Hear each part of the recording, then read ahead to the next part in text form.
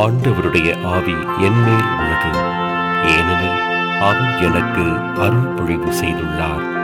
ஏழைகளுக்கு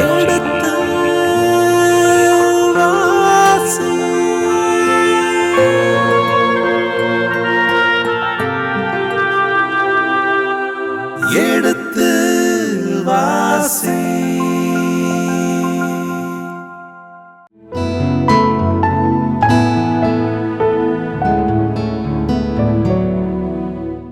மாதா தொலைக்காட்சியின் இனிய இதயங்களே, எடுத்து வாசி பருவம் 2 அரசர்கள் 2ஆம் புத்தகத்துக்கான தெளிவுகளை பார்த்து கொண்டிருக்கின்றோம். இதுவரை 23 அதிகாரங்கள் நிறைவு செய்திருக்கின்றோம். இப்பொழுது 24வது அதிகாரத்துக்குள் நுழைய இருக்கின்றோம். இதற்கான விளக்கங்களை தெளிவுகளை நமக்கு தர இருக்கின்றவர் அருட்பணியாளர் ரேமன் ஜோசப் அடிகளார். அவர்களை வரவேற்போம். வணக்கம் தந்தையே. வணக்கம்.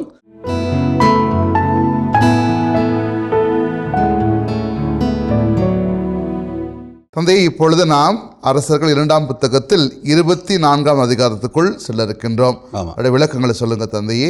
24ஆம் அதிகாரம் 2வது அரசர்கள் புத்தகத்தில் வருகின்ற பெரும் பிரிவாகிய யூதா அரசு 17ஆம் அதிகாரத்திலிருந்து தொடர்ந்து வந்து கொண்டிருக்கிறது. 25ஆம் அதிகாரம் வரை இந்த பகுதி செல்லும். யோசியா அரசன் இறந்து விட்டான். அதற்கு பிறகு யோகாவாசு அரசு பொறுப்பை ஏற்கிறான். யோகாவாசு ஆட்சி செய்தது 3 மாதங்கள் தான். இது நடந்தது 609 என்றால் யோசியா எகிப்து நாட்டு மன்னன் 2ஆம் நெக்கோவால் கொலை செய்யப்படுகின்றான். மகிடோ என்கிற இடத்துல இஸ்ரேல் பள்ளத்தாக்கில் இருந்த அந்த மலைக்குன்று. அவனுக்கு பிறகு யோகாவாசு மக்களால் அரசனாக்கப்படுகிறான். யோகாவாசு அரசனான போது அவனுக்கு வயது 23 என்று சொல்லப்பட்டிருக்கிறது. யோகாவாசுக்கு அந்த வாய்ப்பு அதிகமாக கைகூடவில்லை. 3 மாதங்கள் தான். என்றால் இவன் மக்களால் நியமிக்கப்பட்டவன். இதை நெக்கோ ஏற்றுக்கொள்ள மறுக்கிறான். இவனுடைய தந்தை ஜோஷியாவை நான் தான் கொன்றேன், எனவே அதுக்கடுத்த அரசனை நியமிக்க வேண்டிய பொறுப்பு என்னிடம்தான் இருக்கிறது என்றால் இப்போ யூதா நாடு என் கையில் இருக்கிறது, மக்களுக்கு அதிகாரம் இல்லை என்று சொல்லி அவன் இவனை நாடு கடத்தி, அதாவது எகிப்துக்கு நாடு கடத்தி, அவனுக்கு பதிலாக அவனுடைய மூத்த சகோதரன் யோயாக்கிமை அரசனாக்குகிறான். அவன் எப்படிப்பட்டவன் என்பதையும் நாம் முதல் அதிகாரத்தில் பார்த்தோம். இவனை பற்றிய குறிப்புகள் எரேமியா புத்தகத்திலும் இருக்கிறது. யோயாக்கிமுக்கு அடுத்து யோயாக்கின் என்பவன் ஆட்சி பொறுப்பேற்கிறான். யோயாக்கின் என்பது யோயாக்கிமினுடைய மகன். எனவே யோயாக்கிமின் ஆட்சி எப்படி நடந்தது, அவனுக்கு பிறகு என்னென்ன சூழல்கள் நிகழ்ந்தன என்பதைத்தான் இந்த 24ஆம் அதிகாரம் நமக்கு சுட்டி காட்டுகிறது. யோயாக்கிமினுக்கு பிறகு செதேக்கியா என்கிறவன் ஆட்சி பொறுப்பை இருக்கிறான். இதில் 20 வசனங்கள் இருக்கிறது. இந்த 20 வசனங்களை நாம் 3 பிரிவுகளாக பார்க்கலாம், பெரும் பிரிவுகளாக. இந்த 3 பெரும் பிரிவுகளில் முதல் பிரிவு யோயாக்கிமின் ஆட்சி பற்றி சொல்லுகிறது. அது 1 முதல் 7. 2வது பிரிவு யோயாக்கினுடைய ஆட்சி, அதாவது யோயாக்கிமினுடைய மகன் யோயாக்கின் அவருடைய ஆட்சி 7 முதல் 16.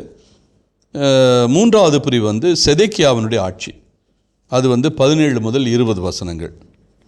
இப்போ முதல் பகுதிக்கு வருவோம். யோயாக்கிமின் ஆட்சி 1 முதல் 7. இது 3 பகுதிகள் இருக்கிறது, 3 சிறு பிரிவுகள். முதலாவது பிரிவு நெபுகாத் நேசாருக்கு யூதா அடிமையாகுதல், அது ஒரு வசனம்தான். 2வது குறும்பிரிவு யோயாக்கிமின் கொடுங்கோல் ஆட்சி 2 முதல் 4. 3வது குறும்பிரிவு யோயாக்கிம் ஆட்சியினுடைய முடிவு, யோயாக்கினுடைய ஆட்சி முடிவு பெறுதல் 5 முதல் 6. எனவே இப்போ இந்த முதல் பகுதியை வாசிப்போம். அந்த பெரும்பிரிவில் வருகிற முதலாவது குறும்பிரிவு யூதா நாடு நெபுகாத் நேசாருக்கு அடிமையாதல் என்கிற அந்த தலைப்பின் கீழே முதல் வசனத்தை நாம் வாசிப்போம். யோயாக்கிமின் ஆட்சி காலத்தில் பாபிலோன் மன்னன் நெபுகத்நேசர் யூதாவின் மேல் படையெடுத்து வந்தான். யூதாவின் மீது படையெடுத்து வந்தான்.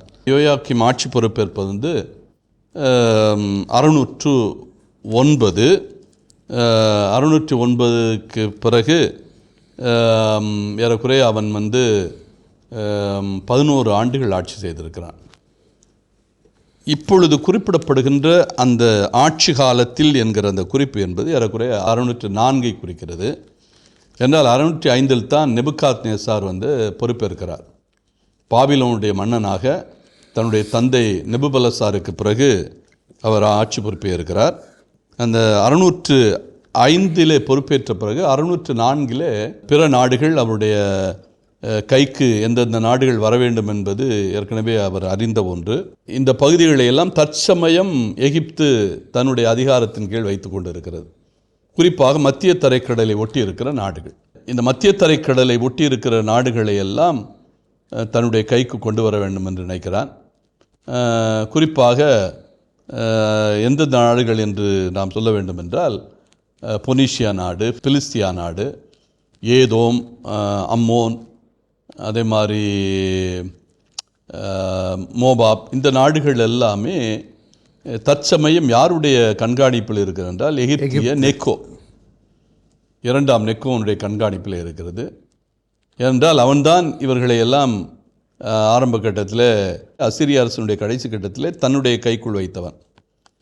அதனால் இப்பொழுது நெபுகாத்நேசார் பொறுப்பேற்ற உடனே 650 அசிரிய மன்னனை இவன் வீழ்த்துகிறான். கார்கமிஷ் என்கிற அந்த இடத்துல அசிரிய மன்னனை வீழ்த்துகிறான்.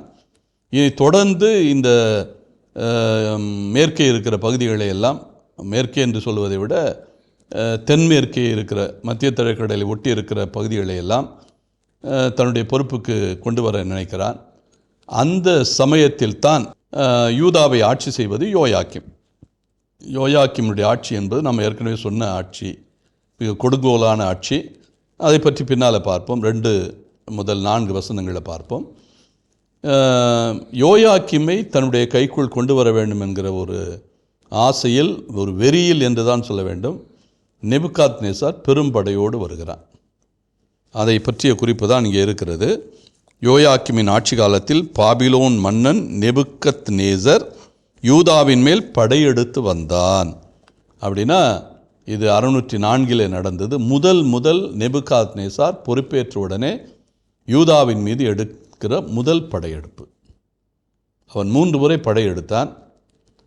604 ஒரு முறை, 598 2ஆம் முறை, மீண்டும் 586 3ஆவது முறை. எனவே முதல் அவன் இரத்தத்தை சுவைக்க விரும்புகிறான், யூதா மக்களுடைய இரத்தத்தை. அந்த நிகழ்வு தான் இந்த முதல் வசனத்தில் வருகிறது. 2 முதல் 4 இதனுடைய தொடர்ச்சியாக யோயாக்கிமின் எப்படிப்பட்டவன் என்கிற அவனுடைய குணநலங்களை பற்றி அல்லது அவனுடைய ஆட்சி முறையை பற்றிய பகுதியாக 2வது குறும்பகுதி யோயாக்கிமினுடைய கொடுங்கோல் ஆட்சி 2 முதல். அதற்கு முன்னாலே முதல் வசனத்தில் இன்னும் ஒரு சிறு பகுதி இருக்கிறது, அதை வாசியுங்கள். யோயாக்கிம் 3 ஆண்டுகள் அவனுக்கு அடிபணிந்திருந்தான். 3 ஆண்டுகள் அவனுக்கு அடிபணிந்திருந்தான். அப்படின்னா 604 601 வரை இவன் அவனுடைய அடிமைத்தனத்தில் தான் இருக்கிறான். பாபிலோனுடைய அடிமைத்தனத்தில் இருக்கிறான். அதாவது அடிமைத்தனத்தில் இருக்கிறான் என்றால் என்ன பொருள்? கப்பம் கட்டுகிறான் என்று பொருள். கோவிலில் இருக்கிற எல்லா பொருட்களும் பாபிலோனுக்கு செல்ல வேண்டும். குறிப்பாக சாலமோன் காலத்தில் பொன்னும் வெள்ளியும் அதே மாதிரி அதில் செய்யப்பட்ட பல்வேறு பாத்திரங்கள், அழகு பொருட்கள் எல்லாமே கோவிலில் இருக்கிறது. அவையெல்லாம் இந்த பாபிலோனிய மன்னனுக்கு கப்பம் கட்டுவதற்காக செல்ல வேண்டும்.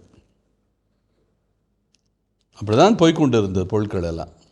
3 ஆண்டுகள் இதே மாதிரி ஆலய பொருட்களை எல்லாம், அதே மாதிரி அரண்மனையில் இருந்த பொருட்களை எல்லாம் அனுப்பி கொண்டே இருக்கிறான் யோயாக்கிம் என்கிற மன்னன். எனவே 3 ஆண்டுகள் அவன் அடங்கி இருந்தான். அதன் பிறகு என்ன நிகழ்ந்தது? பின்பு மனதை மாற்றிக்கொண்டு அவனுக்கு எதிராக கிளர்ச்சி செய்தான். அவனுக்கு எதிராக கிளர்ச்சி செய்தான் என்றால் இப்பொழுது தன்னுடைய உதவி இவனுடைய உதவி வேணாம், நான் எகிப்தினுடைய உதவி எனக்கு போதும் என்று எகிப்தின் பக்கம் இவனுடைய நாட்டம். நம்ம ஏற்கனவே பார்த்துருக்குறோம். வடநாட்டு மன்னர்கள் எல்லாம் வடக்கே இருக்கிற நண்பர்களை தேடுவார்கள், தென்னாட்டு மன்னர்கள் எல்லாம் தெற்கிலே இருக்கிற நண்பர்களை தேடுவார்கள். தெற்கிலே யார் இருந்தது? எகிப்து. எகிப்து. எனவே 3 ஆண்டுகள், அதாவது 601 வரை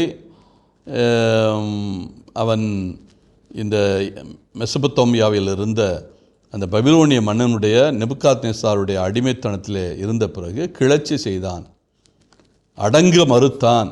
அதாவது இந்த மன்னனுக்கு நான் அடிபணிய மாட்டேன் என்று சொல்லி யாருக்கு அடிபணிய விரும்புகிறான்? எகிப்து மன்னனுக்கு. ஒருவேளை எகிப்து மன்னன் இவனை தூண்டில் போட்டு இழுத்திருப்பான், உனக்கு சில சலுகைகளை கொடுக்கிறேன் என்று சொல்லியிருப்பான். அந்த அடிப்படையில் அவன் எகிப்து மன்னனை நோக்கி இவனுடைய பார்வை திரும்புகிறது என்பதைத்தான் இது சுட்டி காட்டுகின்றது. அதன் பிறகு 2 முதல் 4 வசனங்கள் யோயாக்கீமினுடைய கொடுங்கோல் ஆட்சி பற்றி பேசுகிறது.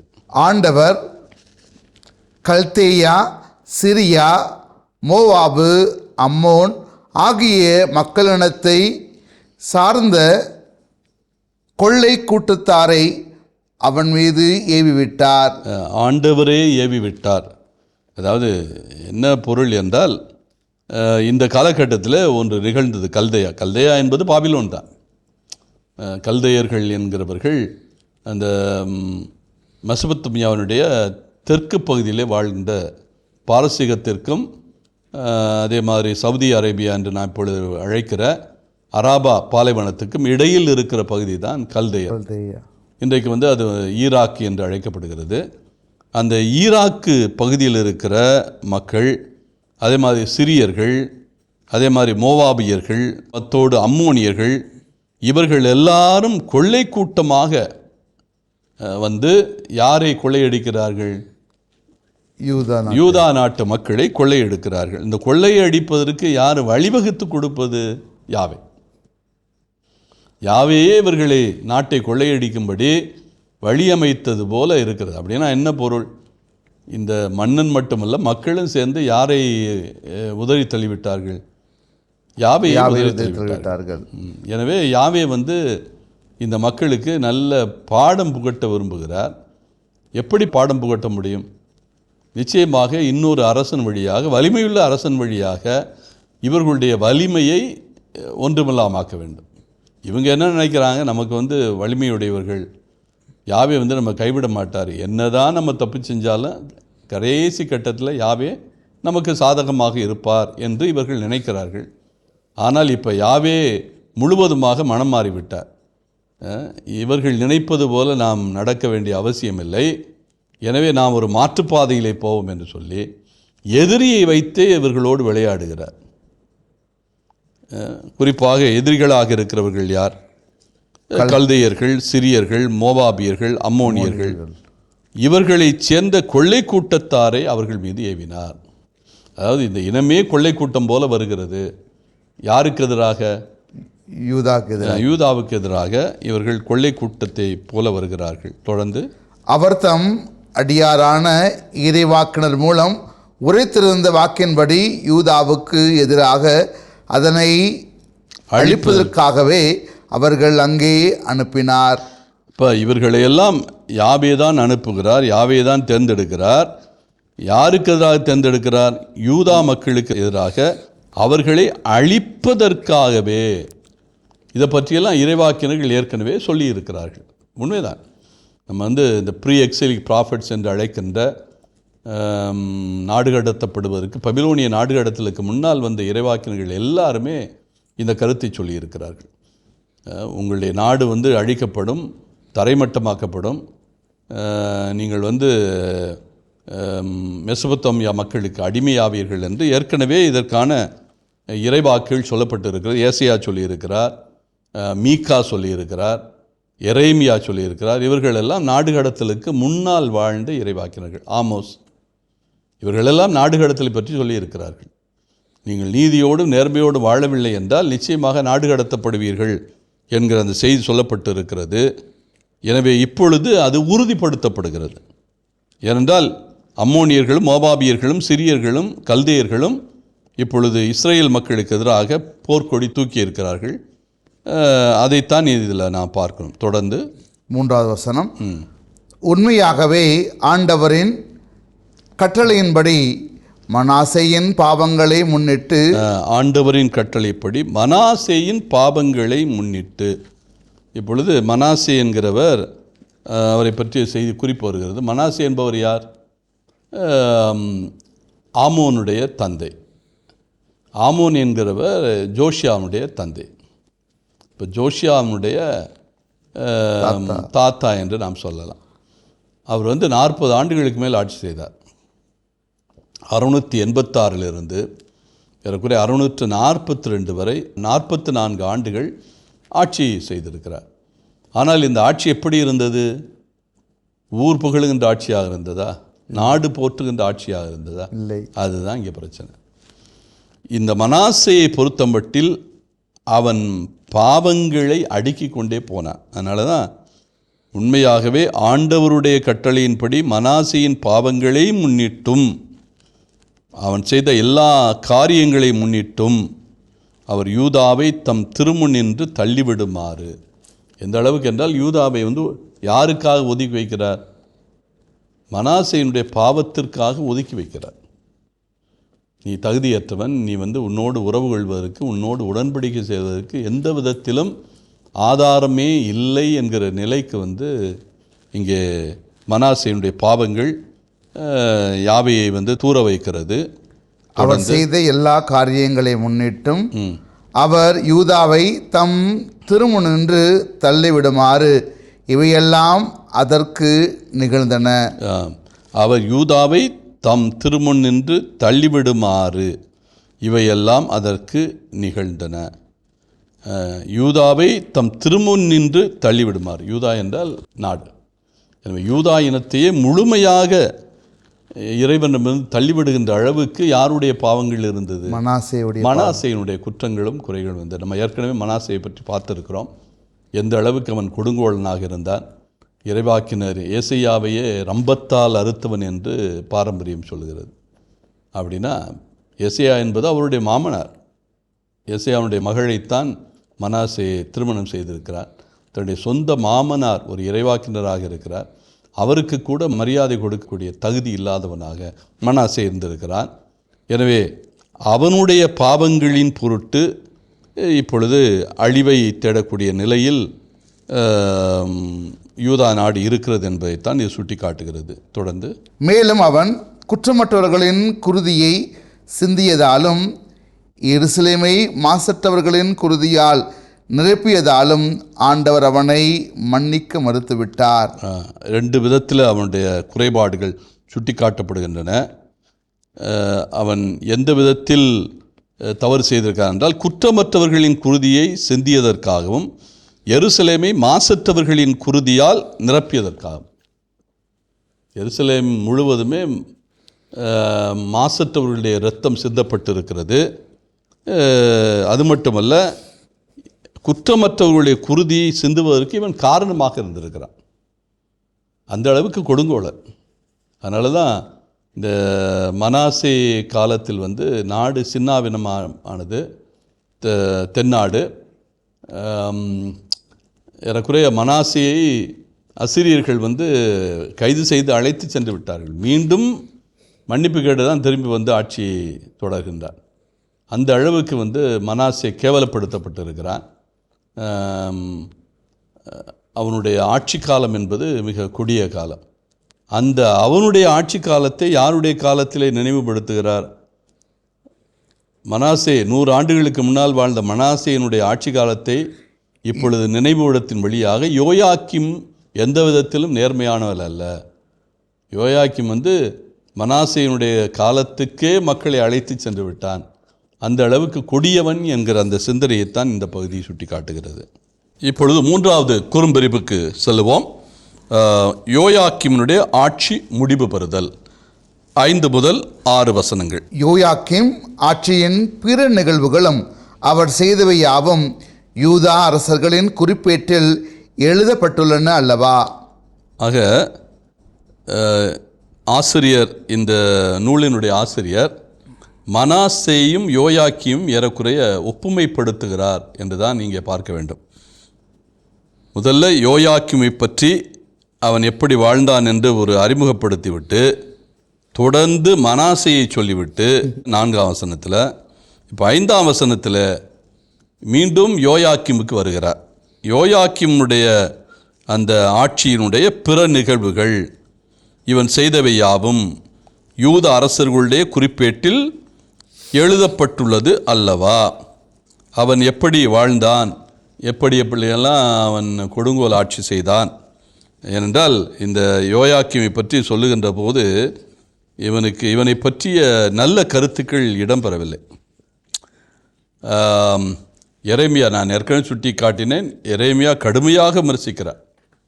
குறிப்பாக 22ஆம் அதிகாரத்தில் 18 முதல் 30 வசனங்கள் முழுக்க முழுக்க யோயாக்கீமை பற்றி, அவனுடைய கொடுமையான கொடுங்கோலாட்சியை பற்றி விவரிக்கிறார். எரேமியாவின் மீதே அவன் பல குற்றங்களை சுமத்துகிறான், அவரை சிறையில் அடைக்கிறான். அது மட்டுமல்ல, எரேமியா 26ஆம் அதிகாரம் 20 முதல் 23 ஒரு குறிப்பு வருகிறது. எரேமியா 26, 20 முதல் 23. செமையாவினுடைய மகன் உரியா என்கிறவர் ஒரு இறைவாக்கினர். அந்த இறைவாக்கினரையே கொலை செய்கிறார். இவர் சமகாலத்தவர், எரேமியாவுக்கு சமகாலத்தவர். இப்போ இறைவாக்கினரை கொலை செய்கின்ற அரசன் நிச்சயமாக ஒரு நல்ல அரசனாக இருக்க முடியாது.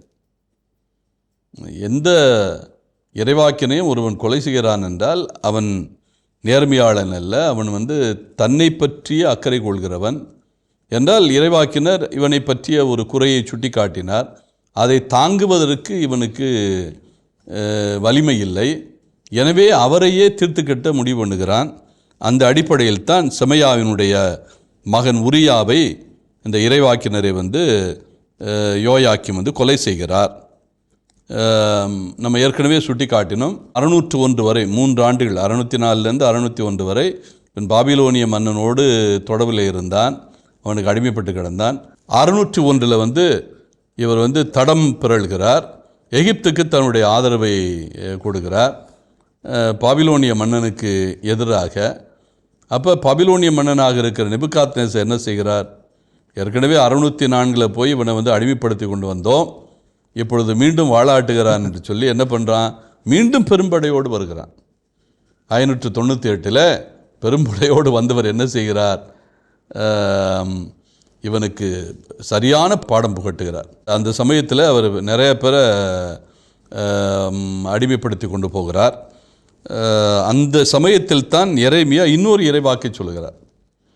எரேமியா 22ஆம் அதிகாரம் 18 முதல் 19, நீ கழுதையினுடைய அடக்கம்தான் உனக்கு கிடைக்கும் என்கிற அந்த செய்தி சொல்லப்படுகிறது.